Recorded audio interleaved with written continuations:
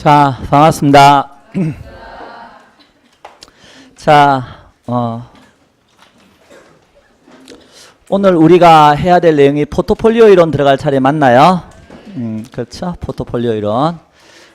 뭐 포트폴리오야 모르는 사람 아무도 없죠. 이제 다 알죠.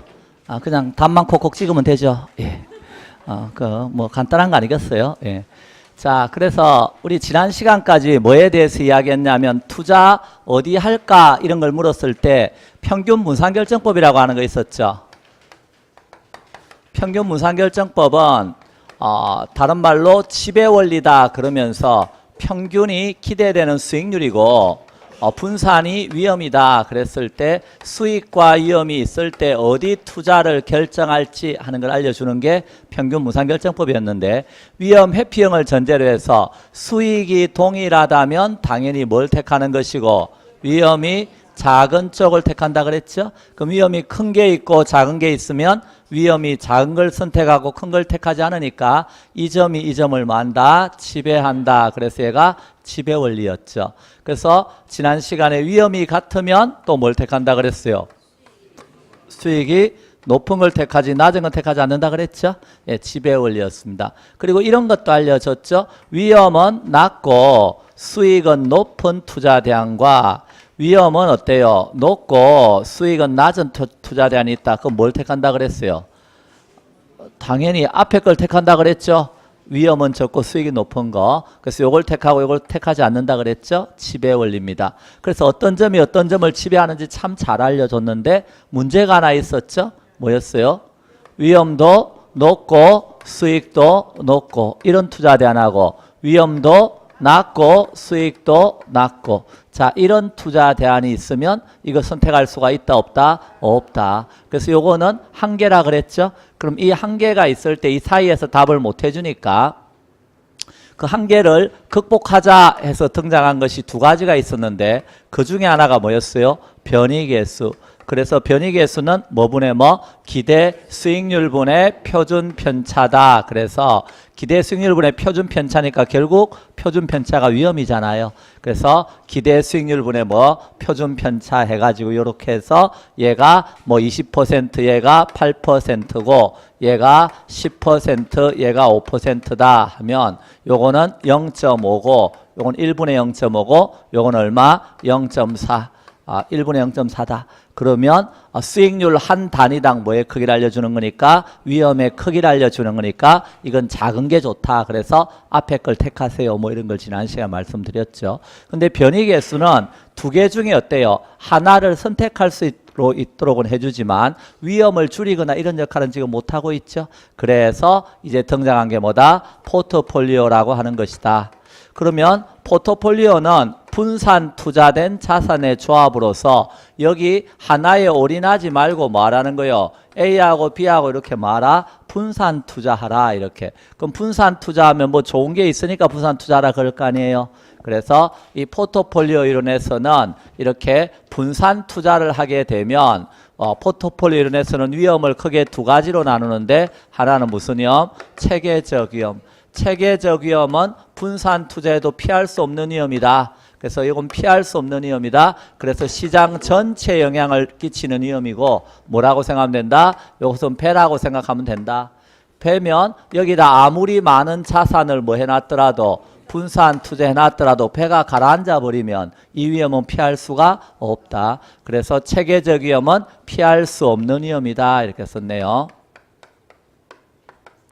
자, 그리고 그러면 비체계적 위험은 개별 자산에만 영향을 미치는 위험이다. 그럼 개별 자산에만 영향을 미친다 했을 때 지금 A 자산에만 영향을 미친다. 그러면 얘 때문에 수익률이 10% 떨어졌더라도 어떤 일이 생길 수 있다? 얘 때문에 어때요? 수익률이 10% 올라간다면 하나의 자산 때문에 발생한 위험은 뭐 할 수 있다? 제거할 수 있다. 그래서 이런 개별 자산에만 국한해서 영향을 미치는 위험이 비체계적 위험인데, 비체계적 위험은 뭐 함으로써 이렇게 줄일 수 있다는 거죠? 분산 투자를 함으로써 무슨 위험을 줄일 수 있다는 거죠? 비체계적 위험을 줄일 수 있다. 그런데 항상이니 하고 물었을 때 그건 아니고 A하고 C하고 분산 투자했는데 A가 10% 내려가니까 C도 어때요? 동일한 방향과 동일한 크기로 똑같이 내려가 버렸다. 그러면 두 수익률이 어때요? 완전히 정의 상관관계 있죠? 똑같은 방향으로 움직였으니까 그때를 우리가 뭐라고 쓰겠다? 수익률이 함께 움직이는 정도를 공분산이라 그러고 그것을 이제 표준화시키고 계수화시킨 게 상관계수라고 하는 표현이다. 그래서 상관계수 이런 말이 나오게 되는데 그럼 상관계수가 플러스 1이다 이 말이 무슨 뜻이라 그랬어요? 이거는 올인하고 똑같은 거다. 왜 수익률이 똑같은 방향과 똑같이 움직이니까 그때는 분산 투자 효과가 발생한다 안 한다? 안 한다. 그래서 상관계수 1일 때는 분산 투자가 발생하지 않아요. 그러면 분산 투자한다고 했을 때 어떤 것끼리 분산 투자하는 게 좋다는 거예요? 수익률의 움직임이 이렇게 정반대 방향으로 하는 거 뭐라고 쓰겠다? 마이너스 1이라고 쓰겠다. 그래서 상관계수는 마이너스 1과 1 사이에서 값이 나오는데 어디로 갈수록 분산 투자가 커진다는 거예요? 마이너스 1로 갈수록 분산 투자 효과가 어떻다? 커지게 된다 하는 거 알아달라는 거예요. 그래서 마이너스 1이 되면 자산 구성 비중을 잘 조정하면 무슨 위험을 완전히 제거할 수 있다? 비체계적 위험을 완전히 제거할 수 있다. 그래서 우리는 분산 투자를 통해서 비체계적 위험을 줄이고 싶어요. 그러려면 두 자산으로 이렇게 포트폴리오 구성한다면 상관계수가 어떤 것끼리 구성하는 게 좋아요? 작은 것, 즉 마이너스 1에 가까운 것끼리 구성하는 게 좋아요. 상관계수가 0이어도 분산 투자 효과는 있습니다. 뭐만 아니라면 1만 아니라면 분산 투자 효과는 있는 거예요. 근데 마이너스 1에 가까이 갈수록 분산 투자 효과가 커진다고 알아두시고 그리고 구성자산수를 늘리면 어떻게 되겠어요? 구성자산수를 늘리면 수익률이 내려가는 놈 올라가는 놈 가만히 있는 놈 다양한 것들이 있겠죠. 그러면 이런 비체계적 위험이 통계학적으로 제거된다고 봅니다. 그래서 구성자산수를 늘릴수록 비체계적 위험은 줄어든다 하는 걸 알아두십시오. 자 그러면 이렇게 해서 이제 분산 투자라고 하는 걸 통해서 무슨 위험을 최대한 줄였다? 세로축은 돈이니까 수익률이고 가로축은 위험이다. 그러면 분산 투자를 통해서 비체계적 위험은 최대한 줄였다고 이렇게. 그러면 이때 분산 투자에서 여기에 A하고 B 포트폴리오가 있다 그랬을 때 무슨 위험은 최대한 줄였다고요? 비체계적 위험. 그럼 남아있는 위험은 무슨 위험이에요? 체계적 위험이겠죠? 그럼 체계적 위험이 이만큼 있을 때 자 여기서 가장 높은 수익을 주는 포트폴리오가 이 포트폴리오다. 그러면 이 포트폴리오는 밑에 있는 포트폴리오를 지배하겠죠. 그래서 이런 포트폴리오를 효율적 포트폴리오라고 쓴다. 그런데 주어진 위험에서 가장 높은 수익을 주는 포트폴리오가 여기인데 더 높은 수익이 얻고 싶어요. 그럼 어떻게 해야 된다? 위험 수익은 무슨 관계니까? 비례관계, 상세관계니까 더 큰 위험이 있는 데 가봐야 된다. 그럼 더 큰 위험이 있는 데 가보면 더 높은 수익이 되는 이런 CD 포트폴리오도 있는 것이다. 그러면 이런 CD 포트폴리오는 또 밑에 있는 포트폴리오를 뭐 한다? 지배한다. 그럼 이 점이 또 뭐죠? 효율적 포트폴리오가 되겠습니다. 그럼 이런 효율적 포트폴리오를 연결한 선이 뭐라고요? 효율적 전선이다 라고 썼습니다. 또는 효율적 프론티어다 이렇게. 그러면 효율적 전선은 어떻게 해서 나온 겁니까? 그랬을 때 보시다시피 주어진 위험에서는 뭘 택한 거죠? 가장 수익이 높은 거 택한 거죠. 주어진 위험에서 가장 수익이 높은 걸 택하는 게 아까 평균분산 지배 원리였잖아요. 그래서 이런 점들은 지배 원리를 충족시키는 점들의 궤적이다. 우리가 이렇게 쓰는 거예요. 그래서 이런 지배 원리를 충족시키는 점들의 궤적을 쭉 연결한 게 뭐가 되겠다? 효율적 전선 또는 효율적 프론티어 이렇게 쓰는 것이다. 그러면 이제 포트폴리오에서는 이렇게 분산 투자를 통해서 비체계적 위험은 최대한 줄였는데 그러면 체계적 위험이 여기 있을 때 가장 높은 수익을 주는 이 포트폴리오와 체계적 위험이 더 커졌을 때 더 높은 수익이 되는 이 포트폴리오가 있을 때 어디에 투자할까요? 하고 물었을 때 포트폴리오론에서는 투자자의 위험에 대한 태도를 가져오세요. 그 위험에 대한 태도가 뭐다? 무차별 곡선이다. 그래서 우리가 지난 시간에 요구 수익률선 그릴 때 이렇게 갑하고 을이야기 한 거 기억나시죠? 누가 더 위험을 싫어한다? 갑이 더 싫어한다. 그래서 이런 갑 같은 투자자의 위험에 대한 태도가 무차별 곡선인데 갑은 위험을 대단히 싫어하는 보석 투자자라서 경사가 어떻다? 가파르게 나오고 을은 상대적으로 경사가 어때요?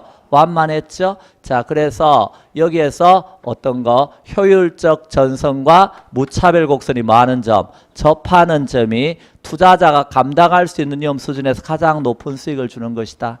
자, 그래서 결론은 포트폴리오 이론에서는 최적의 투자점은 효율적 전선과 무차별 곡선이 접하는 점인데 그 접하는 점은 어때요? 투자자마다 달라질 수 있다. 그 투자자가 보석 투자자자 아니면 공격적 투자자에 따라서 감당할 수 있는 위험 수준 정도가 다르기 때문에 최적의 포트폴리오도 달라질 수 있다는 겁니다.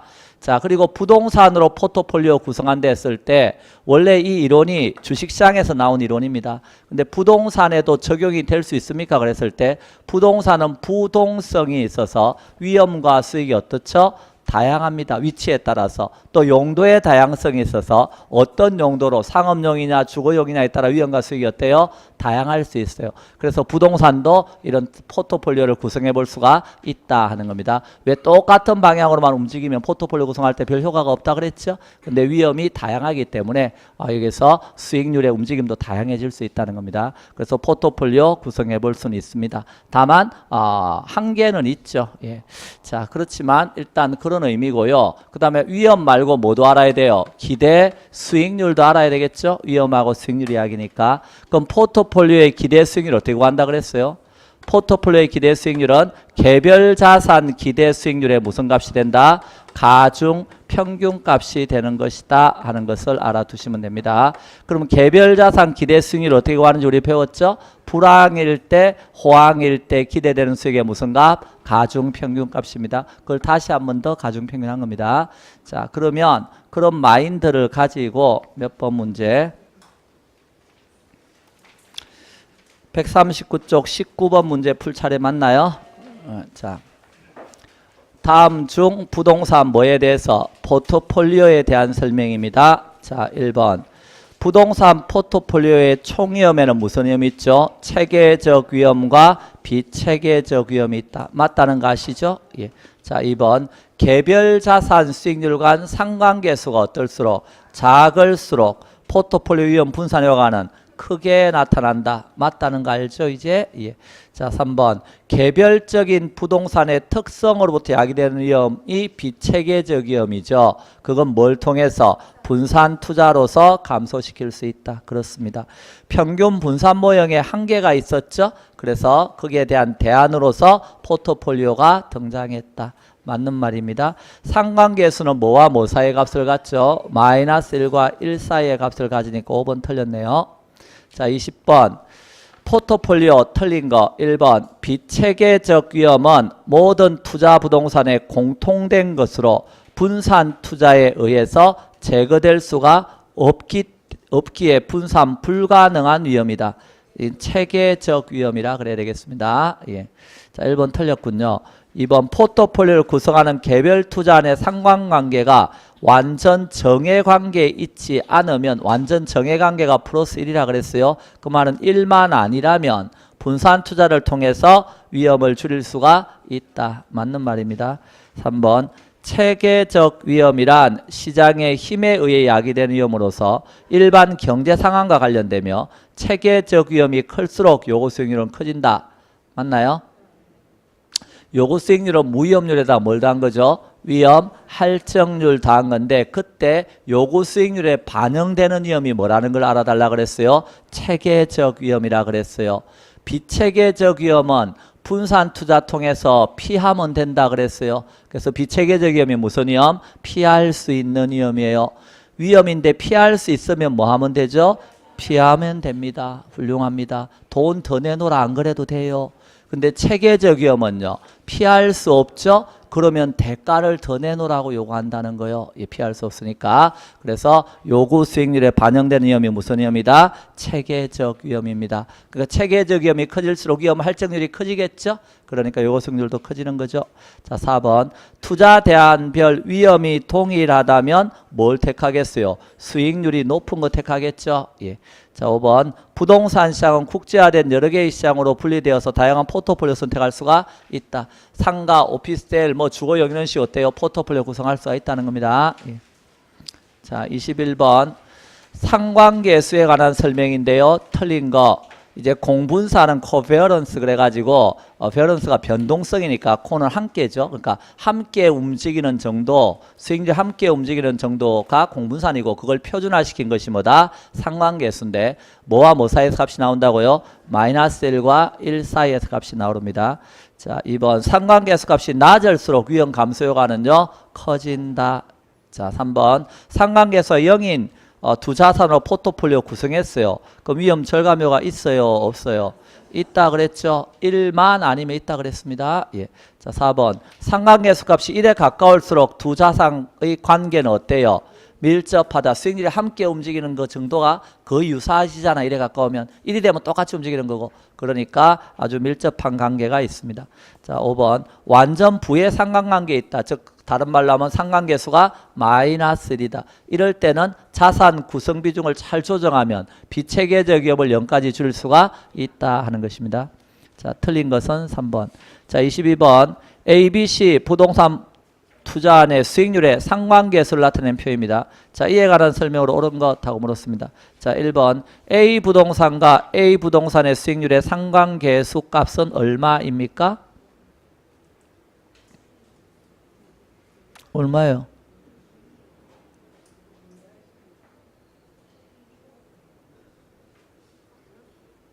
아니 A하고 A로 구성했대요. 그럼 상관계수 값은 얼마냐고요? 아, 플러스 1이라 그래야죠. 그 올인이잖아요. 지금 동일한 방향과 동일한 수익률의 크기가 똑같이 움직이는 게 플러스 1이라 그랬잖아요. 맞나요? 제 말 이해하셨죠? 설마 쏘린 말 아니죠 이제? 예. 그래서 수익률이 똑같이 움직일 때가 상관계수가 플러스 1이니까 얘는 A하고 A로 구성했다 그랬잖아요. 그럼 당연히 플러스 1이지 뭐. 예. 그래서 1번 틀렸네요. 2번 B부동산과 B부동산으로 포트폴리오 구성할 때 분산효가 있어요? 없어요? 이건 플러스 1이니까 올인이라 그랬잖아요. 그래서 분산효가 없다. 자, 3번 A 부동산과 B 부동산의 수익률의 상관성이 없으므로 포트폴리오 구성할 때 분산효과는 존재하지 않는다. 상관계수가 0이면 분산효과가 있다고 지금까지 떠들었죠. 예. 하나가 10% 내려가는데 하나는 가만히 있는 거예요. 그래도 포트폴리오 구성하면 어때요? 10% 내려가진 않잖아요. 평감 내면. 그러니까 당연히 분산투자가 있죠.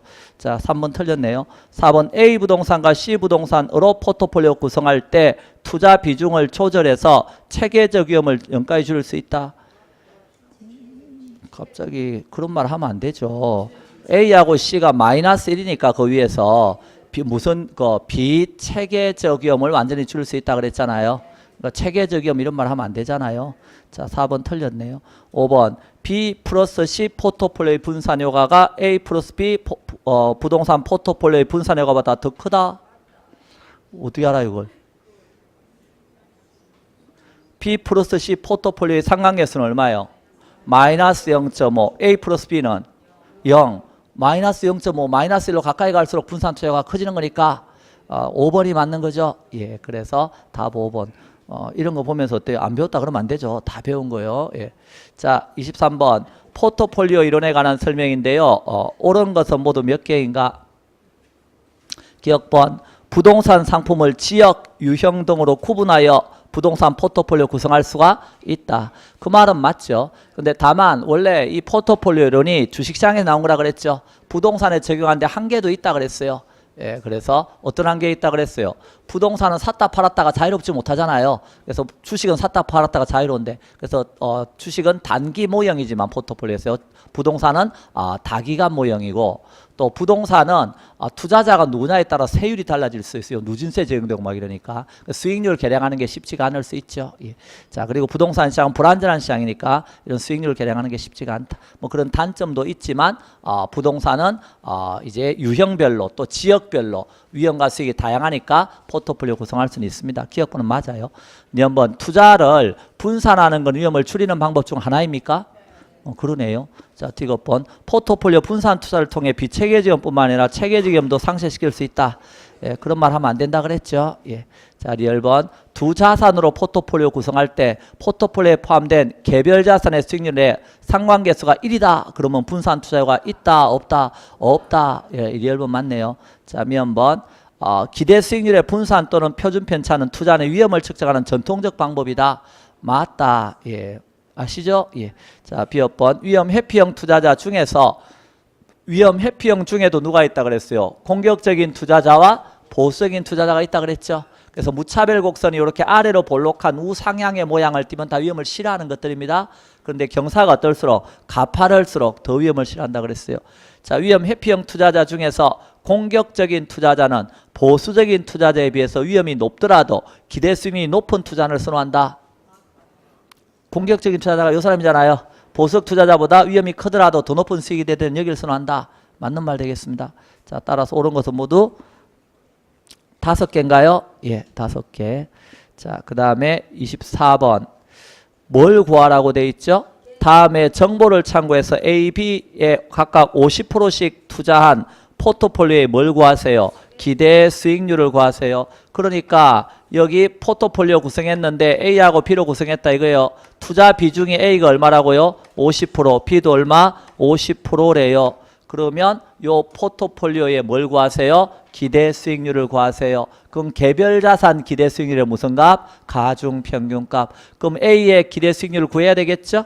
A의 기대 수익률은 A가 뭐일 때? 호황일 때, 불황일 때의 무슨 기대 수익률? 가중평균값이라 그랬잖아요.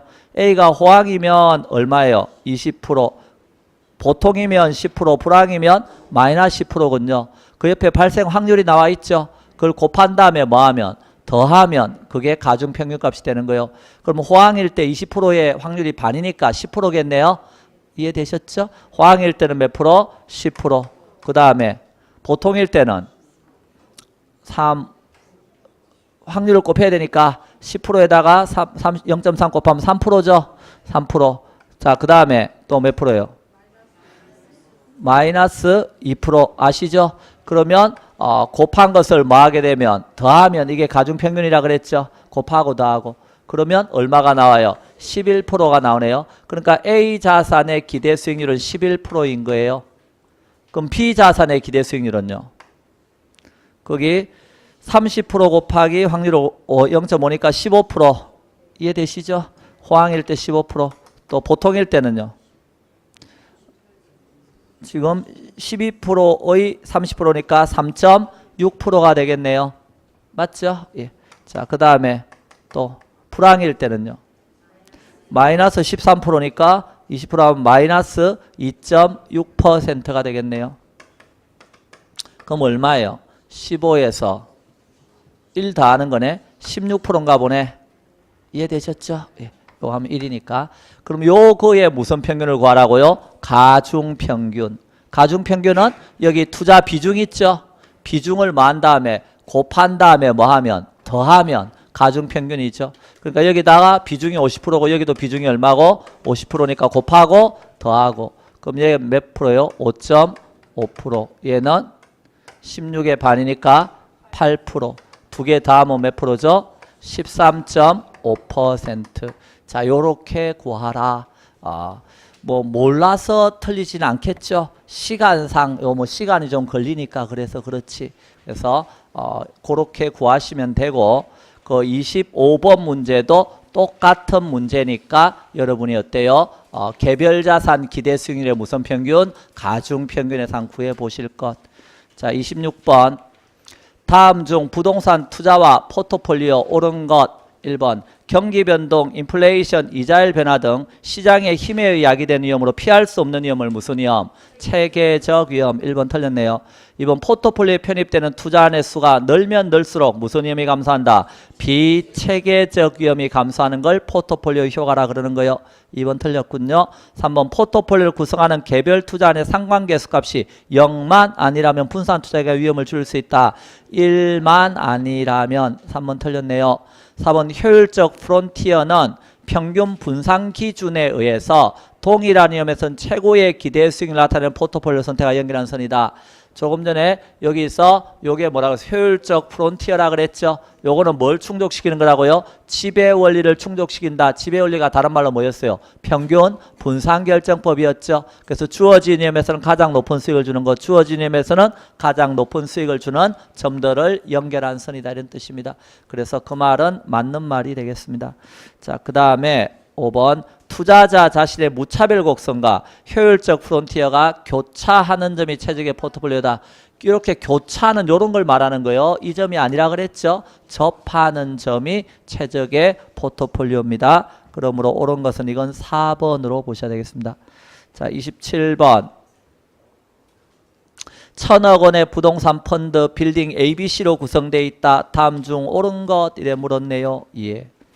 자, 옳은 거, 뭐, 이런 거 우리 뭐 별로 안 좋아하긴 하지만, 빌딩 ABC라고 이런 거 별로 안 좋아하죠. 예. 자, 그러면 1번, 이제 우리는 1, 2, 3, 4, 5번 이런 게 있을 때 보통 어때요? 풀기 싫으면 5번 지문부터 읽어보는 거죠.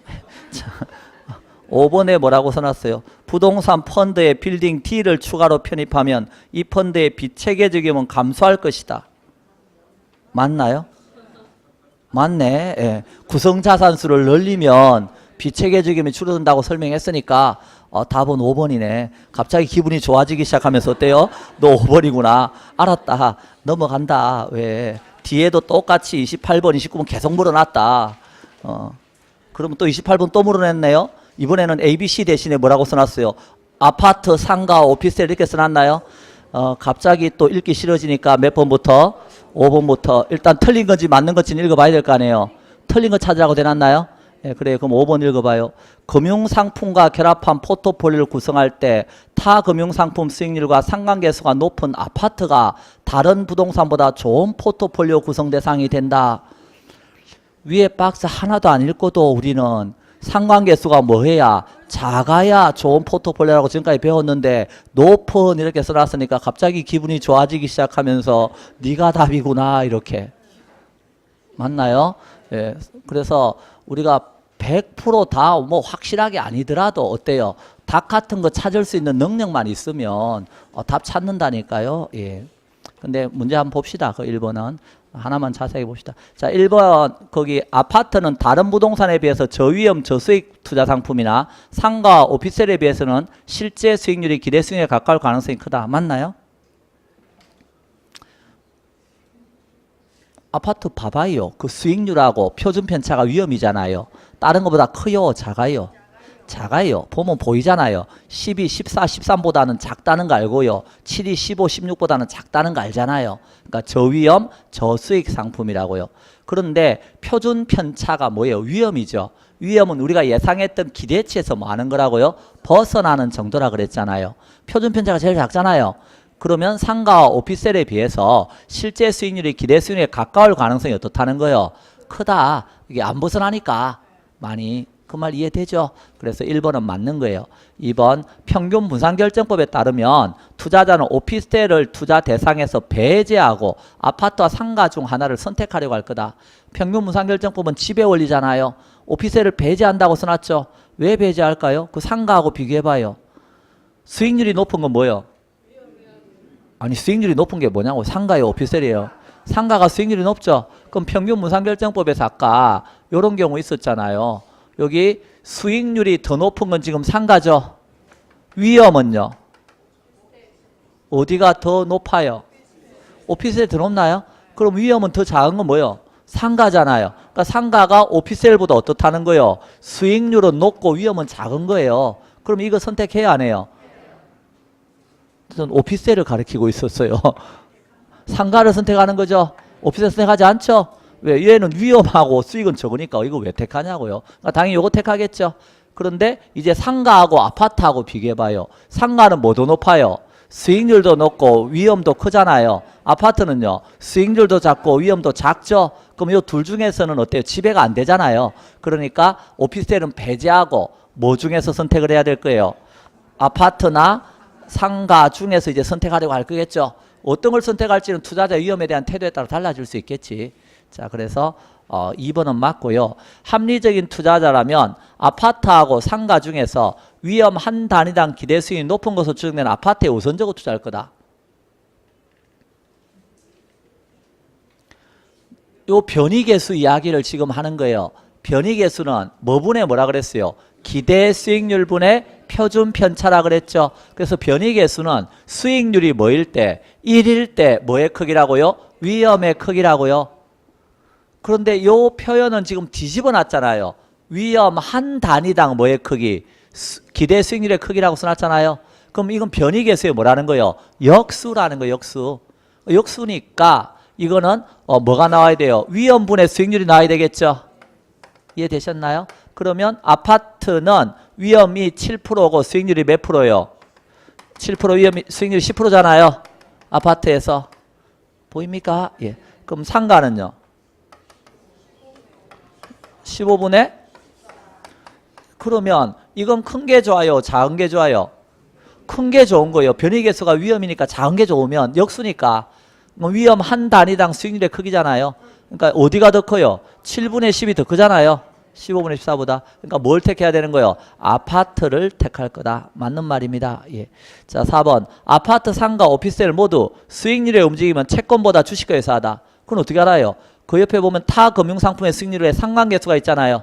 그러면 상관계수 주식, 채권에서 다 어디가 더 커요? 주식이 0.765가 0.458보다 크죠? 0.236이 0.123보다 크죠? 0.567이 0.365보다 커요. 그 말의 의미는 주식이 수익률이 더 부동산하고 유사하다는 거예요. 지금 이렇게. 그러니까 상관계수가 큰 거죠. 그래서 4번 아파트, 상가, 오피스텔 모두 수익률이 움직이면 채권보다는 뭐하고 유사하다? 주식과 유사하다. 그래서 1번부터 4번까지 다 맞는 거예요. 뭐가 틀린 거고 5번이 틀린 거고 29번은 여러분이 한번 택해 보실 것. 예, 똑같은 내용들이니까 이제. 자, 그럼 30번으로 넘어갑니다. 예. 자, 그 29번 어려운 내용은 아니고요. 그 가볍게 보시면 옳은 거 찾는 거잖아요. A, B, C, D 보세요. A하고 B는 뭐가 같아요? 수익률이 같죠? 그러면 위험이 다르잖아요. A 택해야 돼요? B 택해야 돼요? A 택해야 되겠죠? C하고 D는요? D가 수익률이 높잖아요. 근데 위험은요? 작잖아요. 그럼 아까 D를 택하고 C를 안 택한다 그랬죠? 그래서 그러면 이제 남은 건 A하고 D만 남았잖아요. 근데 A는 뭐도 작고 수익률도 작고 위험도 작고 D는 수익률도 크고 위험도 크잖아요. 그러면 A하고 D 사이에는 지배원리가 적용돼요? 안 돼요? 안 되죠. 그래서 1번에 투자한 A하고 B, 투자한 C하고 D 사이에는 평균분산 지배원리가 적용되지 않는다 그러면 틀렸잖아요. A하고 B 중에서 뭘 택하고 A를, C하고 D 중에서는 D를 지배원리가 적용되죠. 예. 그래서 1번은 틀린 거고 투자안의 기대 수익률이 실제 수익률에 가장 가까울 가능성이 큰 건 뭐예요? 그거는 뭘 찾으면 된다 그랬어요? 표준 편차가 어떤 거? 제일 작은 거 가까우니까 그건 뭐예요? A잖아요. 그 B 아니죠? 그래서 2번도 틀렸고 3번 주어진 투자안으로 효율적 전선을 그린다면 효율적 전상에는 뭐가 나오겠어요?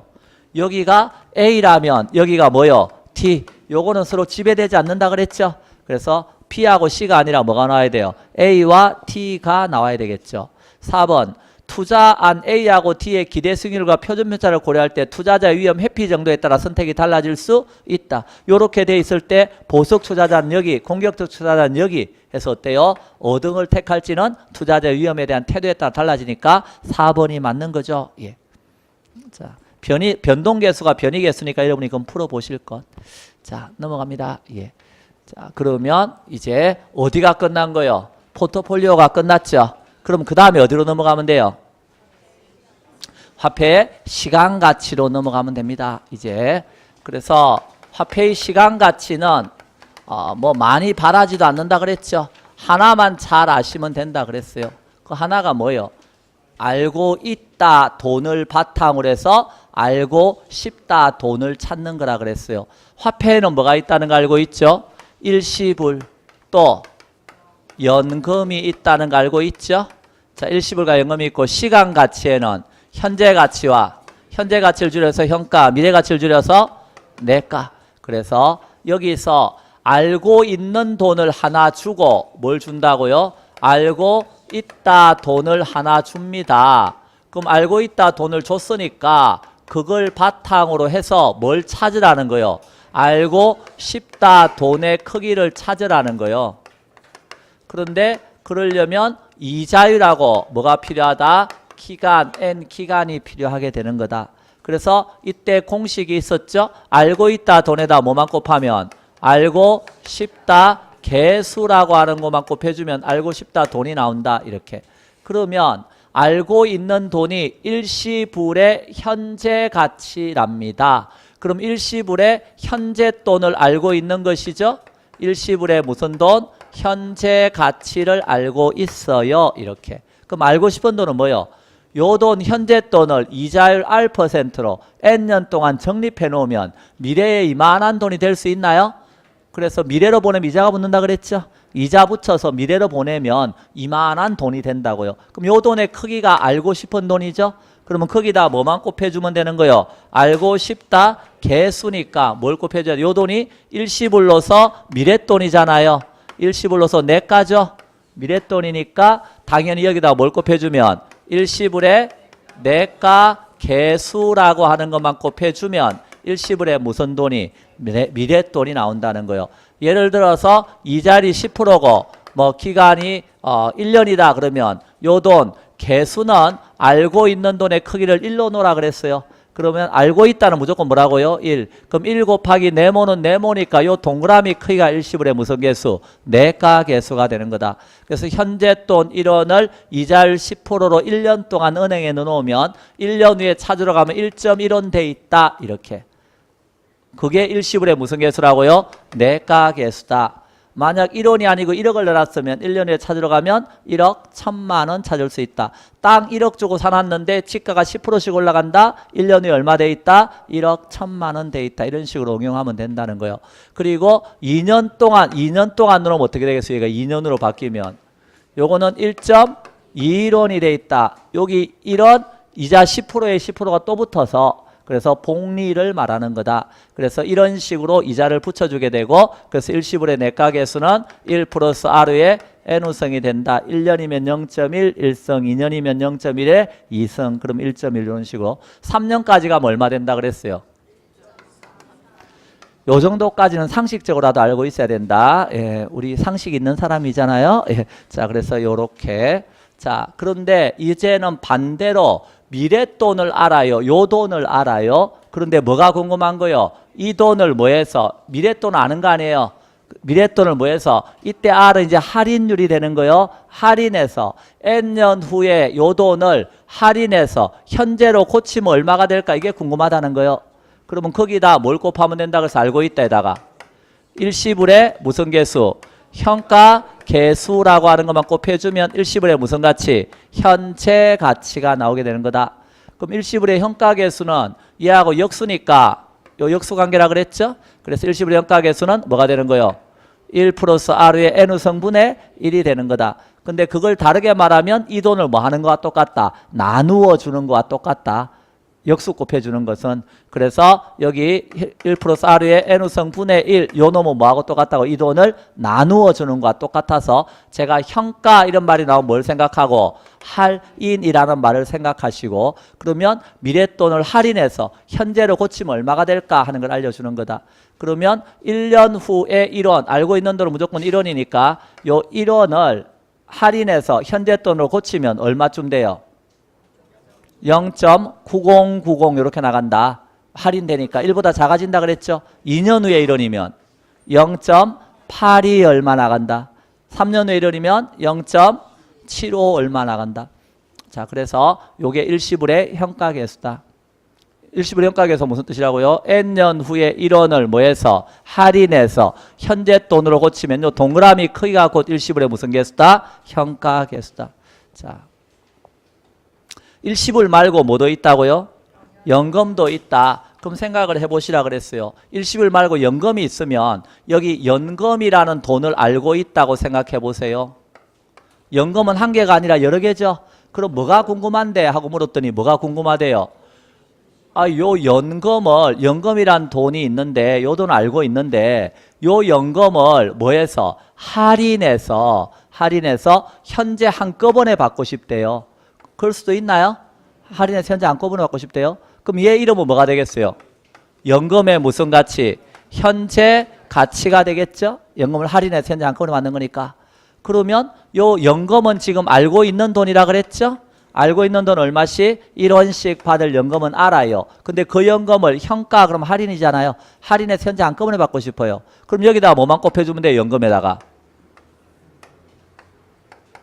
알고 싶다 개수. 알고 싶은 게 요놈이잖아요. 그러니까 연금의 무슨 개수? 현가 계수 요것만 곱해주면 연금에 무슨 가치가 나오는 거예요? 현재 가치가 나온다 하는 거 알아달라는 거예요. 그냥 알고 싶다 해서 요것만 알면 돼요. 알고 있는 돈에다 뭐만 곱하면 알고 싶다 계수만 곱하면 알고 싶다 돈이 나온다고 이렇게. 그러면 연금 현가계수 무슨 뜻이 했을 때 요 알고 있는 돈 1원씩이라 그랬죠? 1원씩 N년 동안 받을 연금을 알아요. 근데 그 연금을 뭐해서 할인해서 현재 한꺼번에 해주세요. 그러면 5년 동안 받을 연금을 할인율 10%로 적용해가지고 할인율 10% 적용해가지고 할인하면 현재 얼마쯤 될까요?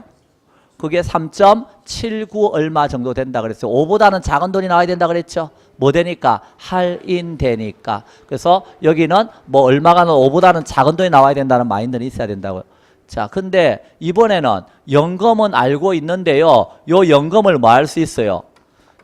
적립해서 미래로 보낼 수도 있나요? 그럼 미래로 보내면 요 돈이 알고 싶은 거 아니에요? 요 돈의 이름 뭐요? 연금의 내가죠. 미래 가치죠. 그러면 여기다 연금에다 뭐만 곱하면 돼요? 연금의 무슨 계수? 내가 계수 요것만 곱하면 되잖아요. 그럼 연금의 내가 계수가 뭐냐고 물어보면 뭐라 그러면 돼요? 연금 1원씩은 아는데요. 요 연금 1원씩을 내가는 이자가 붙는 거죠. 이자율 R% 적용해서 N년 후로 보내면 N년 동안 받을 연금을 쭉 적립해 놓은 미래에 얼마가 되냐 이걸 알려주는 거예요. 요게 1 곱하기 네모는 네모니까 요 동그라미죠. 그래서 1원씩 5번 은행에 넣어놨다 그러면요. 이자 10% 준다 그랬을 때 10% 준다 그랬을 때 요거는 5년에 찾으러 가면요. 5원보다는 어떻게 돼 있다? 커져 있다. 이자가 붙어 있으니까 한 6.1원 정도 돼 있다. 그렇게 말했어요. 그게 연금의 무슨 계수예요? 내가 계수예요. 그럼 반대로 요번에는 뭘 알아요? 여기 있는 요 돈을 알아요. 요 돈을. 요 돈을 아는데 뭐가 궁금한 거예요? 요 돈하고 이퀄이 되게끔 나누자고요. 요걸 더 나눠서. 요게 얼마가 되는가 이게 궁금하다고요. 그러면 여기 알고 있다에다 뭘 곱해야 돼요? 요 돈 알고 있다 그랬고 요 돈이 알고 싶다 그랬으니까 당연히 무슨 계수를 곱해야 된다? 연금이 알고 싶으니까 연금 계수를 곱해야 되죠. 근데 현재 가치와 관련을 가진 연금 계수이 뭐다? 저당 상수다. 그래서 이걸 설명하기 위해서 표현을 이렇게 좀 바꿨다는 거예요. 연금이 현가 그러면 어려우니까 그냥 융자액이다 이렇게. 돈을 현재 빌렸다 이렇게. 현재 돈이니까 내 통장에 요만큼 돈 들어와 있다. 빌렸으면 뭐 해야 된다? 갚아야 된다. 갚을 때 연금 형태로 갚는다. 이걸 원금과 이자. 똑같이 나눠 갚는 걸 원리금 균등분할 상환이라 한다. 그럼 원리금 균등분할 상환 방식으로 돈을 나눠 갚는다 했을 때 요 알고 있는 돈의 크기는 무조건 얼마라고요? 1이라 그랬잖아요. 그럼 1 곱하기 네모는 뭐니까? 네모니까 요 동그라미 크기가 요 놈이 되는 거다. 그래서 이걸 표현할 때 뭐라고 쓴다? 1원을 뭐 한다고 했을 때 빌렸다고 했을 때 갚아야 하는 뭐의 크기? 원금과 이자의 크기를 뭐라고 쓴다? 저당 상수라고 쓴다. 그래서 여기가 5년 동안 나눠 갚을게요. 그럼 이 동그라미는 분명히 뭐보다는 커야 된다. 이 동그라미는 5년 동안 나온다 그런다면 이 동그라미 뭐보다는 커야 된다. 0.2보다는 커야 된다. 여기 알고 있는 게 1이라 그랬잖아요. 개수는 알고 있는 돈은 무조건 얼마라고요? 1. 1원을 그래서 빌린다 그랬잖아요. 5년 동안 나눠 갚는다고요. 이자가 없으면 0.2원씩 5번 하면 딱 1원 되잖아요. 근데 이자가 있으니까 0.2원보다는 어때요? 더 갚아야 되잖아요. 이해됐죠? 그러면 이게 5년 10% 따지면 0.26 얼마 된다 그랬어요, 제가. 0.26 정도. 여러분 그 연봉리표 책에 보면 다 있죠. 요약집에도 있고 0.26 정도. 10년 동안 나눠 갚을게요. 그럼 얼마 된다 그랬어요? 0.16 얼마 이렇게 나간다 그랬어요. 그래서 1억을 빌렸다. 10년 동안 나눠 갚을게요. 그럼 0.16이라 그랬잖아요. 그래서 10년이면 요게 몇 개가 돼야 되는 거예요? 10개가 돼야지. 그럼 얼마씩 갚아야 된다고 했어요? 1,600만 원씩 몇 번 갚아야 된다? 10번 나눠 갚아야 된다. 이런 논리가 나온다고요. 그래서 적어도 학계론 공부한 사람은 빌린 돈에다 뭘 곱하면 저당 상수 곱하면 갚아야 될 뭐가 나온다? 원금과 이자가 나온다. 이건 알아야 된다 그랬어요. 그럼 요게 10년이면 요 동그라미가 지금 얼마라고요? 1,600만 원씩이라 그랬죠? 몇 번 갚아야 된다고요? 10번 갚아야 된다. 그때 이 1,600만 원은 보시다시피 뭐하고 뭐로 돼 있다는 거요? 원금과 이자가 돼 있는데 요 돈이 지금 1,600만 원이란 거잖아요. 그런데 1차년도 이자는 항상 뭐에 대해서 내는 거니까? 잔금에 대해서 내는 거니까 이자는 잔금 지금 남아있는 첫 번째는 1억 전체가 되겠지. 거기서 이자율 10%면 1,000만 원부터 시작할 거 아니에요. 그런데 세월이 갈수록 점점 돈을 갚아 나갔으니까 잔금이 내려가겠죠. 그러면 이자도 이렇게 어때요? 내려가는 시스템이 되는 거고 원금은 600에서부터 시작해서 쭉 올라간다 그랬잖아요. 그래서 요 두 개 합해서 얼마가 되는 거? 1,600이 되는 건 똑같다는 거 기억하시고 그 다음에 여기서 5년 갚았어요. 1,600만 원씩 몇 번 갚았다고요? 5년 갚았어요. 그럼 무슨 일 생긴다 그랬어요? 5년 갚았다고요? 그럼 5년 갚고 나면 그 다음에 무슨 일 생겨요? 지겨워 죽는 일 생긴다고요. 아, 1,600만 원씩에 갖다 줘보세요. 그게 살짓인가? 그게 지겨워 죽겠어요. 그래서 어때요? 이제 여기다가 얼마 남았어요? 잔금 얼마? 이래 물어봤다고요. 그럴 수 있나요? 오, 5번 갚았다니까? 그럼 은행은 뭐라고 말해줘요? 1,600짜리 있잖아요. 그거 몇 개 남았어요? 5개 남았다고 알려주는 거예요. 그럼 요건 알고 있다잖아요. 1,600 5개는. 요건 알고 싶다잖아요. 그럼 알고 있다에다가 뭐만 곱하면 돼요? 알고 싶다 개수만 곱하면 된다고요. 근데 알고 싶은 게 연금이면 알고 있는 게 참 연금이면 알고 싶은 건 두 가지밖에 없어요. 그 연금을 뭐 한 거? 현재 가치로 고쳐서 한꺼번에 하는 거 아니면 연금을 적립해서 미래에 받을 거. 그럼 요 돈은 뭐겠어요? 돈으로 따면 잔금이란 말 대신에 다른 말로 따지면 연금의 현재 가치 성격이란 말이에요. 요 시점 현재 가서 얼마 남았냐고 물어본 거니까. 그러면 은행에서 1년 후, 2년 후, 3년 후, 4년 후, 5년 후 이렇게 남았다고 알려주는 거예요. 그러니까 요게 연금의 현재 가치 성격이니까 뭘 곱해줘야 돼요? 알고 있다에다가 알고 싶다 개수, 연금의 현가 개수 몇 년? 5년. 이걸 뭐라 그래요? 잔여 기간. 그래서 잔금을 구할 때는 뭘 쓰는 거다? 연금의 현가 개수라고 하는 걸 쓰는 거다 하는 거 알아달라는 거예요. 그러면 만약에 잔금 비율 그럼 어떻게 되겠어요? 잔금 비율 그러면 잔금 비율이니까 잔금이 위로 가야 될 거 아니에요? 무슨 비율 그럼 앞에 있는 게 위로 간다는 걸 기억하세요. 그러면 잔금이 위로 간다. 그 뭐 중에서 빌린 돈 중에서 잔금이잖아요. 융자한 원금에서. 그러면 조금 전에 잔금은 어떻게 계산했어요? 저기 1,600만 원짜리 연금에다가 뭘 곱해서 연금의 현가 개수 몇 년? 5년. 요걸 잔여기간이라 그랬죠? 잔여기간 남아있는 기간 이렇게. 그런데 융자액은 뭐하고 똑같아요? 요 돈은 아까 요 돈은 요 동그라미를 여기다 연금 현가 개수 곱하면 요거 된다 그랬잖아요. 기억납니까? 그러니까 1,600만 원 곱하기 역시 뭐 하면 되는 거예요? 연금의 현가 개수 몇 년? 전체 기간이죠. 10년. 그러면 요 둘이 약분하면 잔금 비율은 뭐 분의 뭐가 돼요? 연금 현가 개수 전체 기간 분의 연금 현가 개수 잔여 기간 이런 게 나오게 됩니다. 그래서 일단 요런 게 있고 그럼 여러분 또 생각해 보세요. 요 밑에 거 생각해 보시라고요. 요 밑에 거. 뭐는 알아요. 이제 반대로. 요 돈은 알아요. 연금의 내가라는 요 돈 알아요. 뭐가 궁금한 거예요? 요 돈을 만들려면 연금 형태로 돈을 적립해놔야 될 거 아니에요. 그럼 얼마씩 적립해놔야 될까? 이게 궁금할 수 있죠. 그럼 알고 있다에다 뭐만 곱하면 돼요? 알고 싶다 개수. 무슨 개수예요? 연금이 알고 싶으니까 역시 연금 개수지. 근데 이때 연금 개수 이름은 미랫돈과 관련을 가진 연금 개수 이름이 감채 기금 개수라는 이름을 지어줬다고요. 그럼 감채 개수가 뭔데 이래 물어보면 뭐라고 말하면 돼요? 알고 있는 건 얼마라고요? 1. 그럼 뭐라고 표현하면 돼요? N년 후에 미랫돈이니까 1원을 뭐 하려면 만들려면 뭐 해야 되는데 연금 형태로 돈을 적립해놔야 되는데 그 연금액의 크기를 뭐라 그러는 거예요? 감채 기금 개수라 그러는 거예요. 그럼 5년 후에 제가 1원을 만들고 싶어요. 알고 있는 1원이니까. 그러면 이자가 없이 우리 집 장롱에 넣어놓을 거예요. 얼마씩 넣어놔야 돼요? 0.2원씩. 훌륭하죠? 예. 근데 이자를 주는 곳에 넣어놨어요. 그럼 0.2원보다 많이 적게 넣어도 되죠. 그러니까 요게 이자율 10%인 곳에 계산해 보면 얼마쯤 나온다고 돼 있어요. 0.1627 이렇게 나온다고 돼 있잖아요. 0.1627 그게 감채 기금 개수란 말이에요. 0.1627. 자, 그래서 감채 개수는 그런 거예요. 그러면 이자율이 올라갔어요. 이자율이 올라가면 저당 상수는 커져요, 작아져요? 저당 상수가 뭐라고요? 1원을 빌렸을 때 갚아야 하는 원금과 이자의 크기라고요. 그럼 이자율이 올라갔으니까 당연히 어때요? 커지겠죠. 이건 저당상수가. 연금계수라는 걸 기억하셔야 돼요. 연금계수는 1원을 뭐 한 거다? 쪼갠 거예요. 쪼갠 거. 연금 형태로. 그러니까 1원보다 커요, 작아요? 1원을 쪼갰는데 어떻게 커요?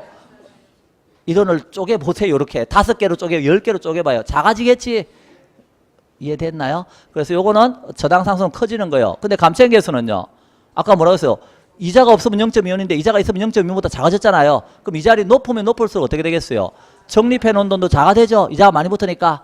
그래서 이자율이 높아지면 감채계수는 작아지는 거예요. 이렇게.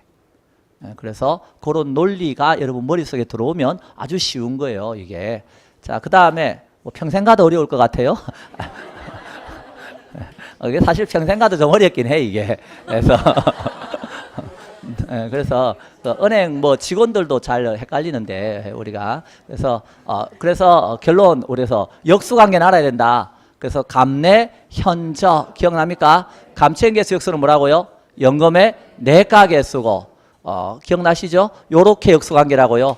감내. 그 다음 뭐하고? 현, 저. 얘하고 역수관계라고요. 연금 현가계수하고 저당상수. 그리고 일시불은 뭐끼리 역수관계고? 일시불끼리 역수관계고. 자, 그 정도는 알고 있어야 된다. 많이 바라지도 않잖아요. 요만큼 알면 된다는데 뭐가 어려워가지고. 문제 하나만 봅시다. 자, 30번. 화폐의 시간가치에 관한 설명인데 옳은 것. 1번. 현재 5억 원인 주택의 가격이 매년 3%씩 상승한다고 할 때 10년 후 주택 가격은 연금의 미래가치계수 사용하여 산정할 수 있다. 가만히 보세요. 알고 있는 돈이 뭐요? 현재 5억 원. 요거 알잖아요. 그럼 가격이 3%씩 올라간다는 말은 이자가 3%씩 분산하는 거랑 똑같은 거예요.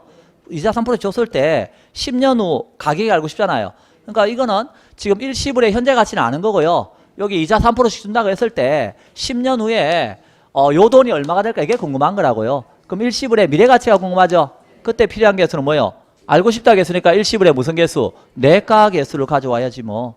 자, 1번 틀렸네요. 자, 2번. 정년퇴직자가 매월 연금 형태로 받는 퇴직금을 일정 기간 적립한 후에 달성되는 금액을 산정할 때 뭘 써요?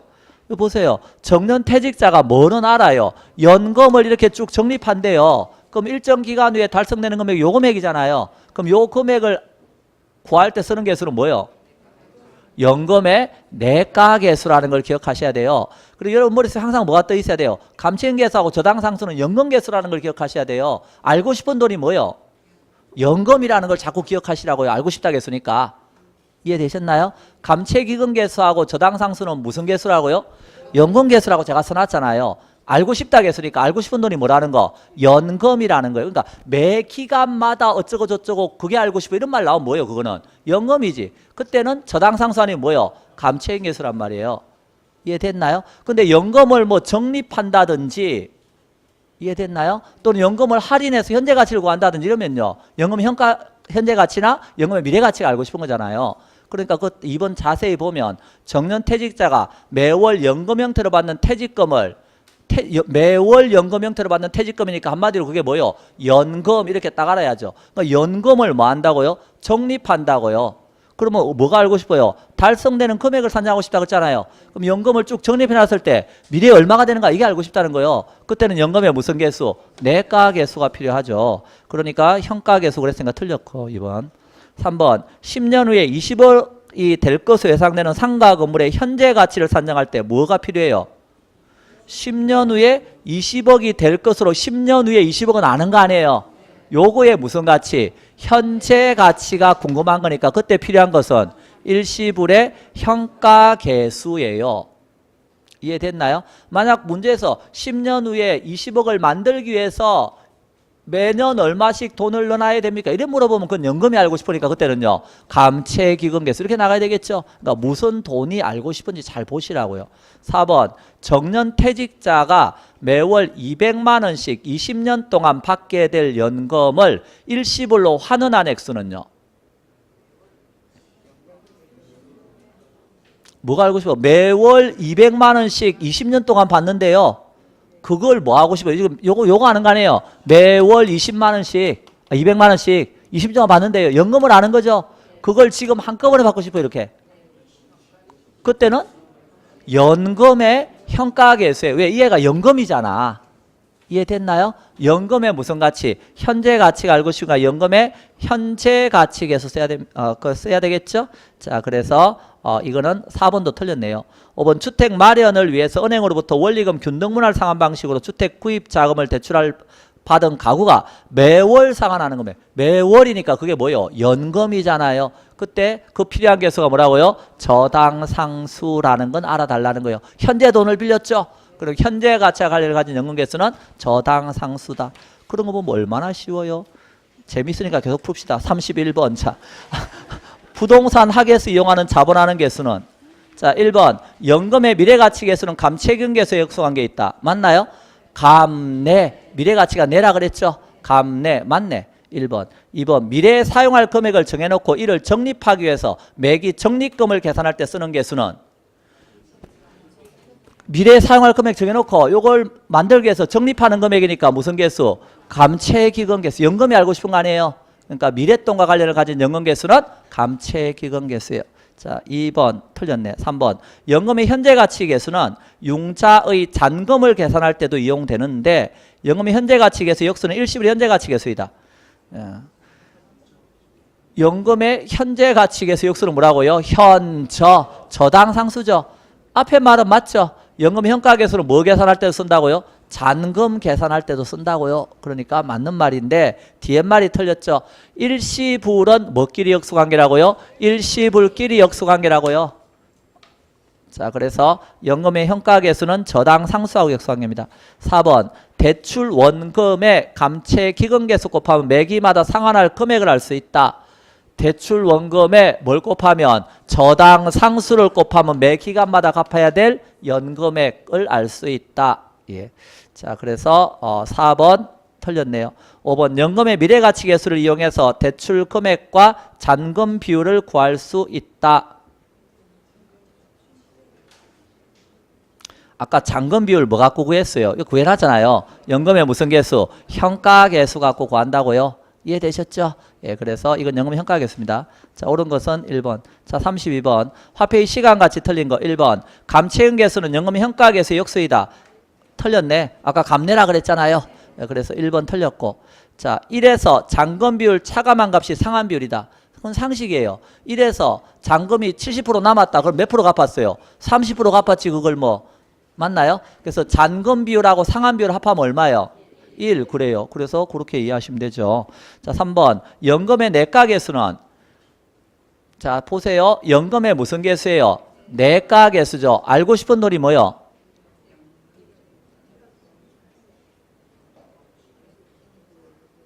자, 다시 연금의 내가 개수죠. 알고 싶은 돈이 뭐냐고요?